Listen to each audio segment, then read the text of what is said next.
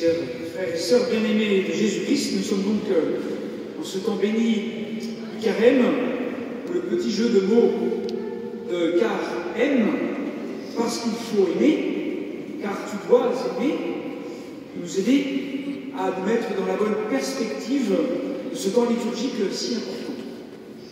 Le carême ne doit pas et n'est pas ni triste, ni gris, ni morose. Il est ce temps de grâce pour plus de vie et plus de joie. L'occasion d'un ménage et d'un réaménagement pour plus de foi dans notre cœur. Alors voyons cela ensemble en remettant l'Église au milieu du village, en cultivant et en travaillant et en aimant. Alors remettre l'Église au milieu du village, mettre la lumière bien en haut de la montagne, mettre la cathédrale bien au centre de la place, pour que ce soit bien gros et évident comme le nez au milieu du visage, il faut aller, chers amis, à l'essentiel. Jésus-Christ est le Sauveur. Il est le Fils de Dieu et Dieu lui-même. Et ça, on y croit ou on n'y croit pas, et quand on y croit, eh bien, ça change notre vie. Pas d'hypocrisie. On ne vit plus comme avant. On arrête de vivoter et de tergiverser, ou bien alors, c'est qu'on est fou, ou bien qu'on est... C'est la leçon, chers amis, de la transfiguration du Mont Tabor. Pierre qui dit, ouais, c'est sympa, on est là entre nous, entre potes, on va se faire un camping pour la nuit avec nos 3 tentes, on va se faire cuire des chamallows dans le feu, etc., etc. Ben non, c'est pas possible. Dieu le coupe, Dieu lui coupe la parole. Celui-ci est mon fils bien-aimé, en qui je trouve ma joie, écoutez-le. Toc. Parce que Pierre, en voulant 3 tentes, une pour Moïse, une pour Élie, une pour Jésus, mettait Jésus au même niveau que Moïse et Élie. Un grand prophète, un mec bien. Pas plus, pas moins. Alors Dieu, vraiment, lui coupe la parole et lui dit, non, Jésus, lui, il est mon fils. Donc, pas de tente, pas de camping, pas de chamallow grillé. Par contre, vous allez l'écouter, mon fils. Et Jésus, il dit quoi? Eh bien, il dit, relevez-vous et soyez sans crainte. Puis, ne parlez de cette vision à personne avant que le Fils de l'homme soit ressuscité d'entre les morts. Il parle du cœur de notre foi, Jésus-Christ mort et ressuscité pour nous sauver. C'est ce qui s'appelle remettre les choses bien en place. Et que ce soit bien clair, remettre l'Église au milieu du village.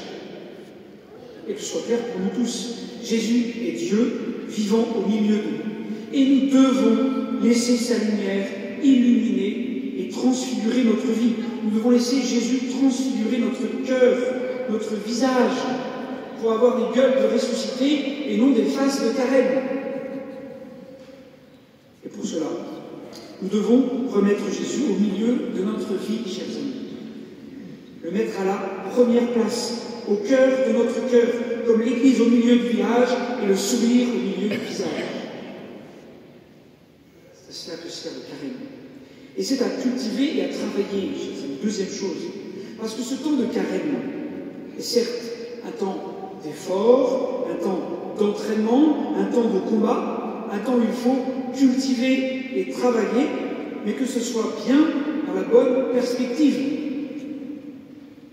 Et c'est pourquoi cela ne doit être ni triste, ni morose, ni pesant.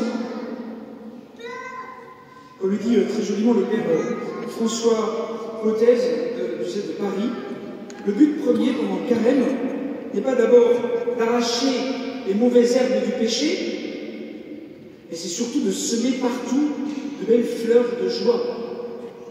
Et quand il y aura de belles fleurs partout, il n'y aura plus de place pour la mauvaise herbe. Et donc il faut surtout cultiver et travailler des vertus et des grâces, plutôt que de vouloir absolument éradiquer tout péché avec nos seules forces. Notre combat, c'est surtout de laisser Dieu agir, de laisser Dieu faire, de laisser Dieu briller, faire pour laisser faire Dieu.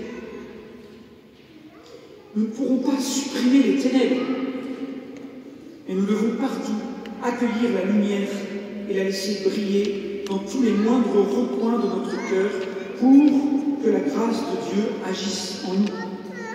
Et tout l'enjeu pendant ce carême, et donc pendant toute notre vie aussi, bien sûr, c'est de faire de la place et d'accueillir la joie de la présence du Christ qui sauve.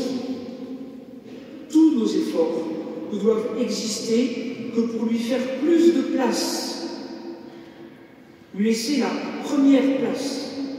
Et c'est pourquoi il est essentiel et fondamental de cultiver et de travailler l'action de grâce et la gratitude chaque jour.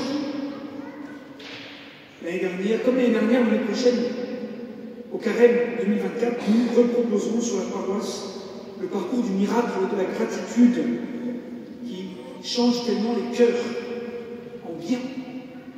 C'est vraiment l'action de grâce qui donne de la place en nous pour que Dieu purifie, sanctifie notre cœur et notre vie. Et comme le dit saint Paul, Dieu nous a sauvés, non par nos actes, non par nos mérites, mais par sa grâce, son amour gratuit. Alors, chers amis, laissons Jésus, le jardinier, œuvrer en nous en lui laissant la première place. Et que faut-il faire en plus ou en moins pour laisser plus de place au Christ, lui direz-vous? Plutôt, que faut-il faire différemment? Bien, parfois, c'est une suggestion, parfois, il faut savoir prendre un vrai repos, savoir s'arrêter, savoir se poser, et non pas vouloir en faire plus ou trop pour laisser la première place à Dieu, et non pas par nos activités multiples prendre soi-même la place de Dieu. Et s'arrêter vraiment pour du silence, pour prier, pour méditer et se poser, demande parfois plus d'efforts, plus de lâcher prise que faire nombre d'activités. À chacun de voir. Et tout ça c'est pour aimer. Car le carême, c'est pour aimer. Si faire des efforts, prier plus, jeûner d'écran et de chamallows au chocolat, partager de nos biens, visiter les malades ou des pauvres, parfois impatients ou acariâtres, etc. Si faire et vivre tout cela nous rend encore plus irascibles ou désagréables, sans amour ou avec moins d'amour, bien autant ne pas le faire. Car il faut faire tout cela avec amour. Le but, la perspective, la finalité, l'objectif premier, c'est de toujours plus aimer, de faire avec toujours plus d'amour, d'aimer comme Dieu nous aime. Et le carême doit être une école de l'amour, de la douceur, de la bienveillance. Et pour cela, chers amis, il y a un maître qui existe, c'est